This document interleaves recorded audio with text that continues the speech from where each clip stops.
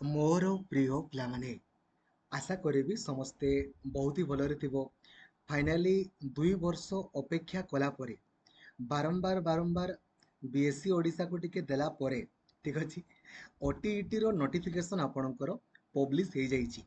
ତ ଲାଇକ୍ ଆଉ ସେୟାର କରିକି ପ୍ରତ୍ୟେକଟି ସାଙ୍ଗଙ୍କୁ ସେୟାର କରିଦିଅନ୍ତୁ, ଯୋଉଥିରେ କି ସମସ୍ତେ ଆପଣଙ୍କର ଜାଣିପାରିବେ ଏବଂ ଉପକୃତ ହେଇପାରିବେ।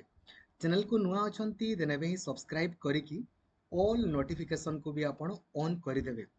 ବନ୍ଧୁଗଣ ଦେଖନ୍ତୁ, ଫାଷ୍ଟ ଅଫ୍ ଅଲ୍ କହିବା ପାଇଁ ଚାହିଁବି, ଦେଖନ୍ତୁ ଏହାର ଅନଲାଇନ୍ ଆପ୍ଲାଏ ଆଉ 2 ବର୍ଷ ପରେ ଆପଣଙ୍କର ଭ୍ୟାକେନ୍ସି ବା ନୋଟିଫିକେସନ ଆସିଛି, ତ ଆପଣଙ୍କୁ ସୁନିଶ୍ଚିତ କ୍ୱାଲିଫାଇ କରିବାର ଅଛି ଏଟ୍ ଏନି କଷ୍ଟ। କାହିଁକି ନା ଯଦି ଆପଣ ଓଟିଇଟି ବର୍ତ୍ତମାନ କ୍ୱାଲିଫାଇ ନ କରିପାରିବେ ନା, ଦେନ୍ ଆଗାମୀ ଆପଣଙ୍କର ଯେଉଁ ସେବାଶ୍ରମ ସ୍କୁଲ ଆପଣଙ୍କର ହେଇଗଲା, ତା ସହିତ ଆଗାମୀ ଯେଉଁ 62,000 ଆପଣଙ୍କର ଭ୍ୟାକେନ୍ସି ବାହାରିବ, ସେଥିରେ ମଧ୍ୟ primary teacher junior teacher vacancy ରହିଥିବ। ଯଦି ଆପଣ ଓଟିଇଟି ହିଁ କ୍ୱାଲିଫାଇ କରିନଥିବେ, ଦେନ୍ ତ ଆପଣମାନେ ଆପ୍ଲାଏ ହିଁ କରିପାରିବେନି। ତ ସୁନିଶ୍ଚିତ କ୍ୱାଲିଫାଇ କରିବା ପାଇଁ ଚାହୁଁଛନ୍ତି, ୟୁଟ୍ୟୁବରେ ସର୍ଚ୍ଚ କରନ୍ତୁ OTET planning video by Lakshmidhar sir. ଏଇ ପ୍ଲାନିଂ ଭିଡ଼ିଓକୁ ଆପଣମାନେ ଦେଖନ୍ତୁ। 2024 ପାଇଁ ମଧ୍ୟ ମୁଁ ଆପଣଙ୍କ ପାଇଁ ବନେଇଦେବି। ଯେମିତି ମୁଁ ଆପଣଙ୍କୁ କହିଛି ସେମିତିକା ୱେରେ ପଢ଼ନ୍ତୁ, ସୁନିଶ୍ଚିତ ଆପଣ କ୍ୱାଲିଫାଇ କରିବେ। ଏହାର ଡେଡିକେଟେଡଲି ସବୁ କ୍ଲାସ୍ ଆପଣଙ୍କ ପାଇଁ ଲକ୍ଷ୍ମୀଧର ସାର୍ ଅଫିସିଆଲ ଆପ୍ଲିକେସନରେ ସବୁଦିନ ଆପଣଙ୍କ ପାଇଁ କରାହେଉଛି।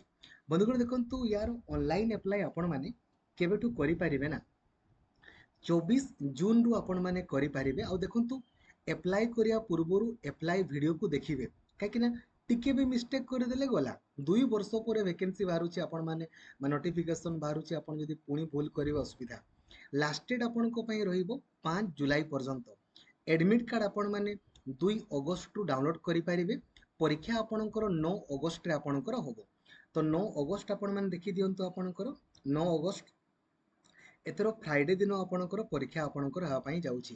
9 ଅଗଷ୍ଟରେ ବହୁତ ହି ଭଲ ଦିନ ଅଟେ, ଆପଣମାନେ ସୁନିଶ୍ଚିତ କ୍ୱାଲିଫାଇ କରିବେ। ଏବଂ ଗୋଟେ ଜିନିଷ କହିବା ପାଇଁ ଚାହିଁବି, ଓଟିଇଟି ପରୀକ୍ଷା କିଏ ଦେଇପାରିବେ? ଯଦି ଆପଣମାନେ ଖାଲି ସିଟି ଆଡମିସନ କରିଛନ୍ତି, ମାନେ ସିଟି ଫାର୍ଷ୍ଟ ଇୟର ଆପଣଙ୍କର ହେଲେ, ସିଟି ସେକେଣ୍ଡ ଇୟର ଆପଣଙ୍କର, ବିଏଡ୍ ଆପଣଙ୍କର ଫାର୍ଷ୍ଟ ଇୟର ହେଲେ, ବିଏଡ୍ ସେକେଣ୍ଡ ଇୟର, ସମସ୍ତେ ଆପଣମାନେ ପରୀକ୍ଷା ଦେଇପାରିବେ।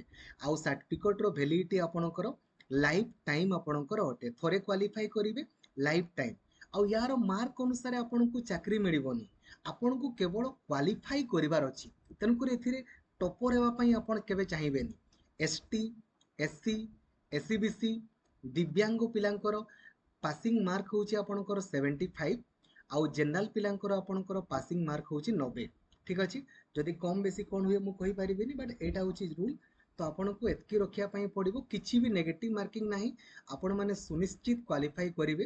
ସବୁ ସାଙ୍ଗଙ୍କୁ ଜଣେଇ ଦିଅନ୍ତୁ, ଯିଏ ବି CT first year, CT second ଇୟରରେ ପଢ଼ୁଛି, BEd first year, BEd second ଇୟରରେ ଆପଣଙ୍କର ପଢ଼ୁଛି, ସମସ୍ତେ ଆପ୍ଲାଏ କରିପାରିବେ।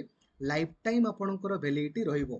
ଆଉ ଏହାକୁ ଯଦି ଆପଣମାନେ ହାତ ଛଡ଼ା କରିଦେବେ, ଭାଇ ଆଉ କିଛି କରିହେବନି। ଥ୍ୟାଙ୍କ ୟୁ, ଜୟ ଜଗନ୍ନାଥ, ଧନ୍ୟବାଦ।